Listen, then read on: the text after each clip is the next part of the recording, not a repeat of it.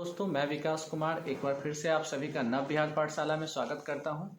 आज हम बात करने वाले हैं जीएस पेपर 1 में एक सेक्शन जो सांख्यिकी का है, इंग्लिश में उसे स्टैटिक्स कहते हैं, उस टॉपिक पे। यह पूरे मेंस में सबसे इम्पॉर्टेंट पोर्शन होता है क्योंकि यह 72 नंबर का होता है। 36 नंबर का एक क्वेश्चन होता है, 2 क्वेश्चन आपको करने होते हैं। आपके पास ऑप्शन होते हैं 4 में से 2 सेलेक्ट करने का, तो आप उन 2 क्वेश्चन को करेंगे और अगर आप कंप्लीट आपका सही रहा तो आपको 72 मार्क्स आ जाएंगे। क्योंकि यह मैथ होता है तो इसमें मार्क्स कटने की संभावना बहुत कम होता है अगर आप सारे स्टेप्स को अच्छे से फॉलो करते हैं। लेकिन अगर इसमें कहीं भी आप एक गलत लेते हैं, कोई भी गलत डेटा उठाते हैं, क्योंकि इसमें क्वेश्चन ऐसे होते हैं, एक जो क्वेश्चन होता है उसके अंदर 5 क्वेश्चंस होते हैं, 6 क्वेश्चंस होते हैं। तो 5 या 6 क्वेश्चन जो भी उसमें होते हैं, उसमें आपको क्वेश्चंस में दिए गए जो स्टेटमेंट है उस आधार पे कुछ डेटा उठाना होता है। और अगर वो डेटा आपने गलत लिया या किसी तरह का स्टार्टिंग महीना आपने कैलकुलेशन गलत किया और गलत लेंगे डेटा, तो उस आधार पे आप जो टेबल बनाएंगे वो भी जो एक्यूरेट नहीं होगा। और जब उसमें एक्यूरेसी नहीं होगा तो जो आप उसके आधार पे, उस डेटा के आधार पे जो आगे आप आंसर निकालेंगे वो आपका एक्यूरेट नहीं होगा। और एग्जामिनेशन में आपका आंसर मैच कराया जाता है, स्टेप मार्किंग नहीं होता है। तो अगर आपका आंसर सही हुआ तो आपको मार्क्स मिलेंगे, नहीं सही हुआ तो नहीं मिलेंगे। लेकिन इसका मतलब ये नहीं है कि आप रफ में क्वेश्चन सॉल्व करें और सिर्फ वहाँ पर आंसर लिख के चले आए, क्योंकि अगर प्रॉपर स्टेप्स भी नहीं रहे तो भी आपके मार्क्स कटने की संभावना होती है। लेकिन मार्क्स आने के लिए आंसर सही होना मैंडेटरी होता है, सिर्फ स्टेप्स पे मार्क्स नहीं मिलेंगे।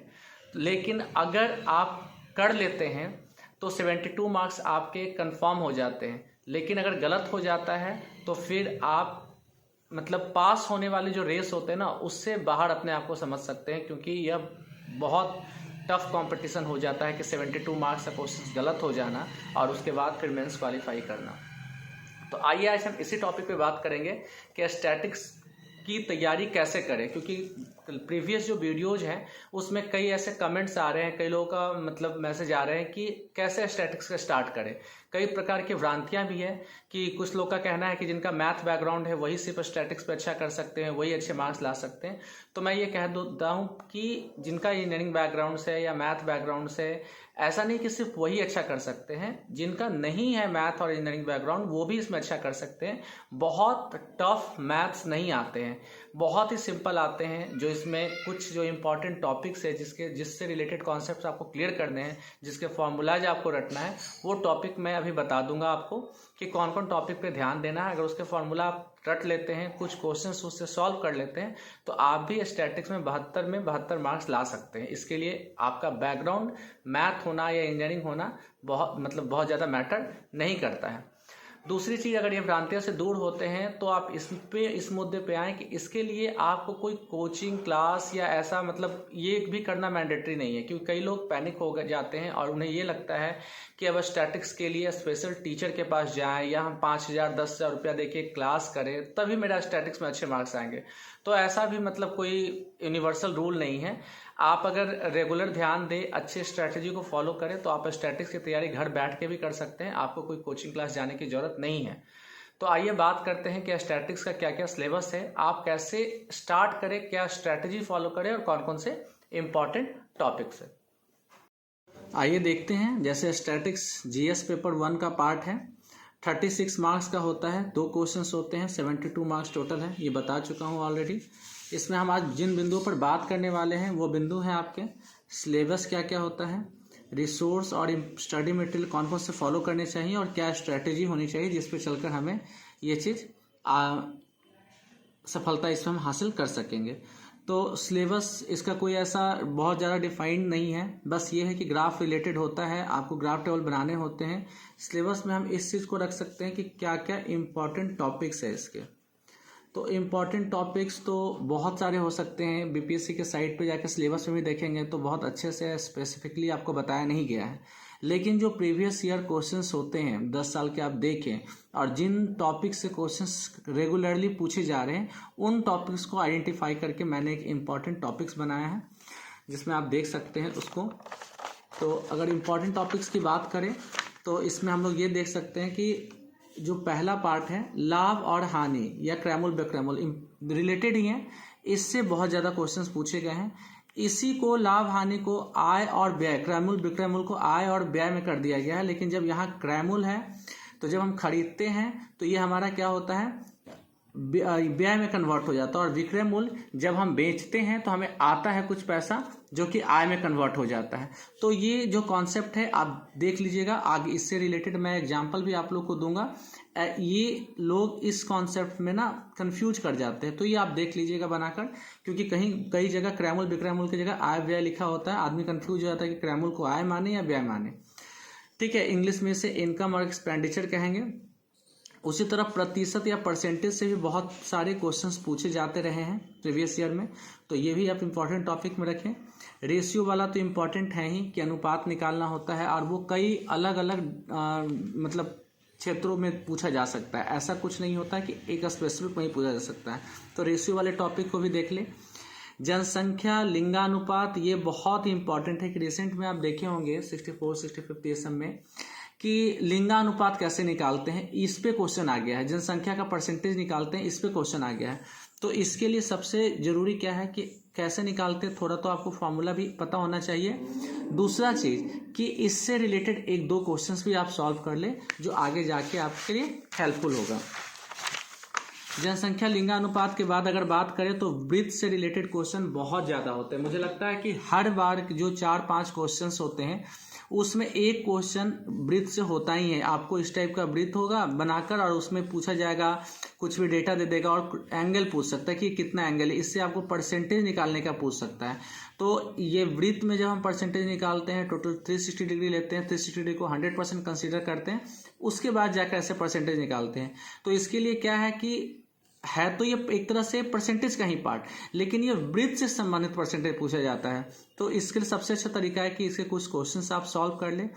कौन कौन सा ट्रिक इसमें फॉलो करते हैं, कैसे 360 डिग्री को 100% मानते हैं और उसके आधार पर आगे प्रश्नों को सॉल्व करते हैं, उसका प्रैक्टिस कर ले। मैं भी कोशिश करूंगा कि इससे रिलेटेड कुछ प्रश्न आपके पास वीडियो के माध्यम से रखूं और उसका सॉल्यूशन भी रखने का प्रयास करूंगा। इसके बाद औसत या इंग्लिश में एवरेज कहते हैं, तो इससे भी बहुत इंपॉर्टेंट क्वेश्चन आता है। आपको कई चीज़ों का औसत निकालना हो, फिर उसका परसेंटेज निकालना हो, तो ये भी एक इम्पॉर्टेंट टॉपिक है। कई बार आयात निर्यात कितना टन चावल हुआ, उतना टन चावल गया, निर्यात हुआ, तो इससे रिलेटेड भी आपसे क्वेश्चन पूछे जाते हैं। तो थोड़ा सा आयात निर्यात से संबंधित चीज़ें भी देख लिया जाए। लास्ट में मैंने अन्य का पार्ट रखा है।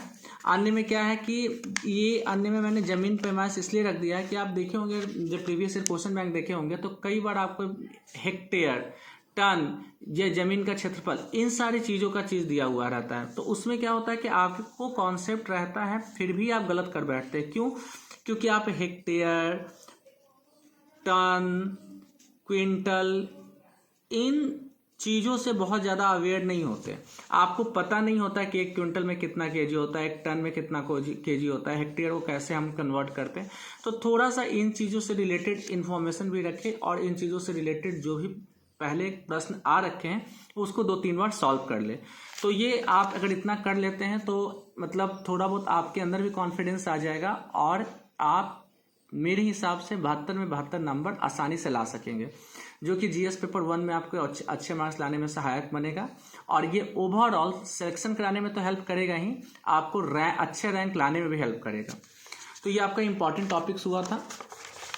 अब अगर बात करें हम लोग सिलेबस, तो सिलेबस वाला पार्ट जो कौन कौन से इंपॉर्टेंट टॉपिक है ये आप देख लीजिएगा और उससे आप उसको कंप्लीट कर लीजिएगा। अब बात करते हैं रिसोर्सेज या स्टडी मटेरियल की, कहाँ से हम इस चीज़ को करें। तो अगर बेसिक फार्मूलाज या फिर कॉन्सेप्ट समझना है तो जो इंपॉर्टेंट टॉपिक्स मैंने बताया है उसको आप यूट्यूब पे भी अगर लिखेंगे तो कई सारे आपके पास वीडियोज आ जाएंगे। सब लोग के पास जियो का इंटरनेट जी है और लोग यूट्यूब यूज करते ही रहते हैं, तो आप मतलब हंसते खेलते फ्री टाइम में भी कवर कर सकते हैं। बुक अगर फॉलो करना चाहते हैं तो RS अग्रवाल का बुक आता है 10th स्टैंडर्ड का, उससे भी इन टॉपिक का एक बेसिक कॉन्सेप्ट्स क्या है, क्या क्या बेसिक फार्मूलाज हैं, वो आप देख सकते हैं। तो थोड़ा सा आपका ना एक बेस मजबूत हो जाएगा।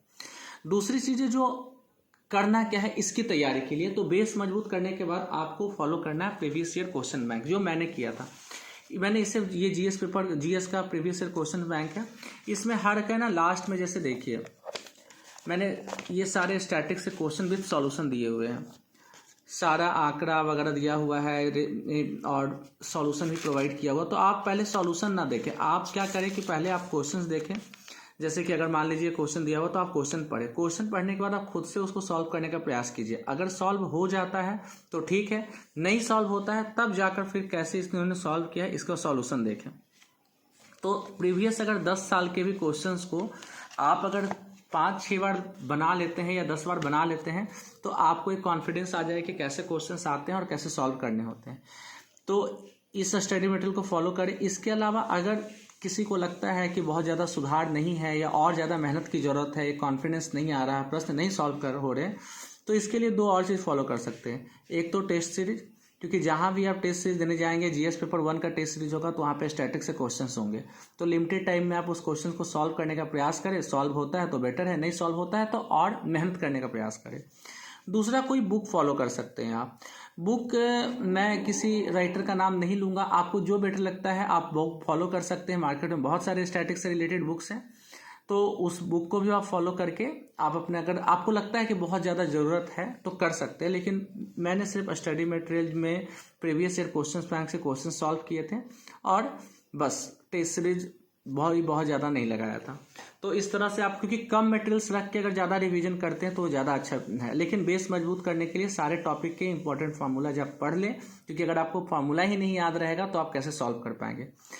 स्ट्रैटेजी के अंतर्गत मैं आपको यही बताना चाहूँगा कि जब भी आप एग्जामिनेशन में सॉल्व करने जाए या जब भी इस क्वेश्चन को सॉल्व करें स्टैटिक्स के, तो स्टैटिक्स के क्वेश्चन को सॉल्व करते समय आप देखिएगा कि सबसे पहले टेबल बना लें। आपको कई तरह के ग्राफ में क्वेश्चंस होंगे, कई बार वृत्त के रूप में दिया रहेगा, कई बार इस टाइप से ग्राफ रहेगा और ऐसे ऐसे पॉइंट रहेगा, कई बार क्वेश्चंस में इस टाइप का ग्राफ रहेगा, इतना इतना इस टाइप से, और यहाँ से यहाँ पर आपको नंबरिंग दिया रहेगा। तो इससे रिलेटेड चाहे ऐसा हो ऐसा हो ऐसा हो, किसी भी टाइप का हो, पाई डायग्राम हो, चार्ट डायग्राम हो, कुछ भी हो, सबसे पहले टेबल बना ले। टेबल बनाने से क्या होगा ना कि आप सबका वैल्यू यहाँ लिख लेंगे। थोड़ा टाइम लगेगा, ये क्वेश्चन के अकॉर्डिंग आप पहले टेबल बना लेंगे ना, तो थोड़ा आपको 5 मिनट 10 मिनट एक्स्ट्रा टाइम लगेगा। तो 5-10 मिनट एक्स्ट्रा टाइम लगेगा, लेकिन वो जो ऊपर का जो सब्जेक्ट होता है, जो मतलब जो भी बैकग्राउंड होता है, इन्फॉर्मेशन होता है, उस आधार पे आपने जब टेबल बना लेंगे और आपके पास 5 या 6 क्वेश्चन सॉल्व करने रहेंगे, तो उस क्वेश्चन में जो वैल्यू आपको निकालना होगा ना, आप टेबल से डायरेक्ट निकाल सकते हैं। तो इसमें क्या होगा ना कि गलतियां होने की संभावना बहुत ही कम हो जाती है। और अगर आप टेबल नहीं बनाते हैं, हर बार अगर फर्स्ट नंबर क्वेश्चन में पूछा गया कि हाँ उसके परसेंटेज, और उस परसेंटेज के आधार पे कुछ नया क्वेश्चन निकालना हो, तो हर बार आप ग्राफ से देखेंगे ना, तो इसमें एरर होने का चांसेस बढ़ जाता है।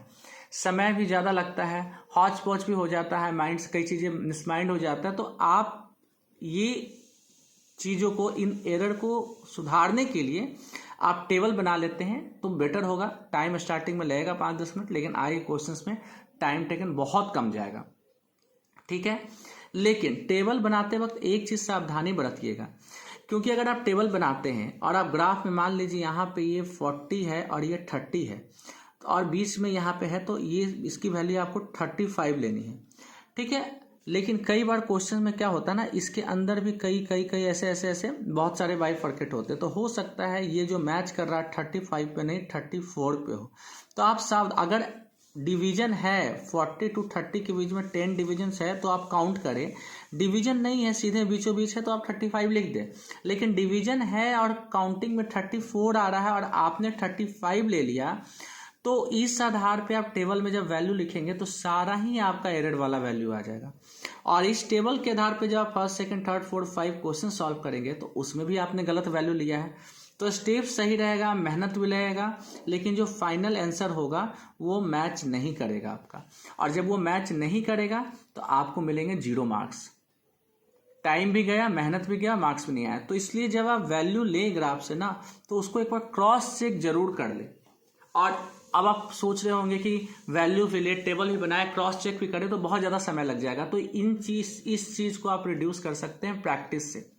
पहले आप अपना बेस मजबूत करें, इन स्टडी मटेरियल्स को फॉलो करें, कॉन्फिडेंस लाएं, उसके बाद टाइम मैनेजमेंट बहुत जरूरी है। एग्जामिनेशन में कोशिश कीजिएगा 1 आवर से ज़्यादा टाइम स्टैटिक्स पे ना दें। स्टैटिक्स के लिए 1 आवर में दोनों क्वेश्चन करना सबसे बेस्ट स्ट्रैटेजी है। स्टार्टिंग में कर लेते हैं स्टैटिक्स तो और बेटर है। मैंने स्टार्टिंग में ही किया था, 1 आवर का टाइम दिया था और मेरे स्टैटिक्स में अच्छे मार्क्स आए थे। तो आप इस स्ट्रैटेजी को फॉलो कर सकते हैं। फार्मूलाज का इसके अलावा क्या करें कि जो भी इंपॉर्टेंट टॉपिक बताए हैं उन फार्मूला को एक शॉर्ट नोट्स बना ले, ताकि लास्ट टाइम पे रिवीजन में आपका हेल्प होगा और उसके बाद आप इन क्वेश्चंस को सॉल्व करें। साथ ही कुछ और चीज़ें जो ध्यान देने के लिए है, जब आप क्वेश्चन सॉल्व करें ना तो बहुत शॉर्टकट नहीं मारे, स्टेप्स लिखे और स्टेप्स लिखने के बाद क्या करें कि मतलब कुछ चीज़ें जैसे हिंदी में लिखा हुआ है तो शब्दों में उन चीज़ को लिखे कि जब चेक करने वाले चेक कर रहे हो तो उन्हें इजीली समझ में आ जाए। लास्ट में अगर कुछ ऐसा स्टेटमेंट में लिखना है कि किसका ज़्यादा है या किसका किससे कम प्रतिशत है तो इस टाइप से लिखें। निष्कर्ष करके आप मतलब लिख सकते हैं स्टेटमेंट में। अगर वन वर्ड में आंसर नहीं लिखना है या फिर डिपेंड करता है क्वेश्चन में कैसे पूछे जा रहा है तो आप ऐसे लिख सकते हैं। अगर वन वर्ड वाला आंसर है और मान लीजिए आपका आंसर 34, 36 कुछ भी आया, 3063 मतलब ऐसा ही आ गया, 300 आ गया, तो आप ऐसा कर सकते हैं, ऐसे लिख के कंप्लीट आंसर लिख सकते हैं। मतलब आंसर डिनोट करें, कहने का मतलब है कि थोड़ा अच्छे से बनाइएगा तो देखने व चेक करने वालों का भी लगेगा कि हाँ उसने मेहनत किया है तो मार्क्स देंगे। नहीं तो क्या होता है ना शॉर्टकट में कि कई बार आप देखे होंगे प्रीवियस जो कॉपीज हैं, चेक्ड कॉपीज यूट्यूब पे अवेलेबल है, आपने देखा होगा। तो मान लीजिए 6 नंबर का क्वेश्चन है और आपने थोड़ा शॉर्टकट मार दिया, उसमें आपको 4 दे रहे हैं, 5 दे रहे हैं, तो ये एक एक 2-2 नंबर जो कटता है ना वो फाइनल सिलेक्शन और अच्छे रैंक्स लाने में बहुत चुभता है फिर कि मेरा कट गया, नहीं तो मैं बेटर कर लेता। तो इन सारे बिंदुओं पर आपको ध्यान देना है। तो ठीक है, आप इस स्ट्रैटेजी को फॉलो करें। उम्मीद करता हूं कि स्टैटिक्स में आपको सुधार भी होगा और आप अच्छे मार्क्स भी ला पाएंगे। इसके अलावा स्टैटिक्स के जो कुछ इंपॉर्टेंट क्वेश्चंस होंगे, फॉर्मूलाज होंगे, वो मैं वीडियो के माध्यम से आप लोग तक लाने का प्रयास करूंगा। और आज के लिए धन्यवाद। Thank you so much for your 67th mains examination.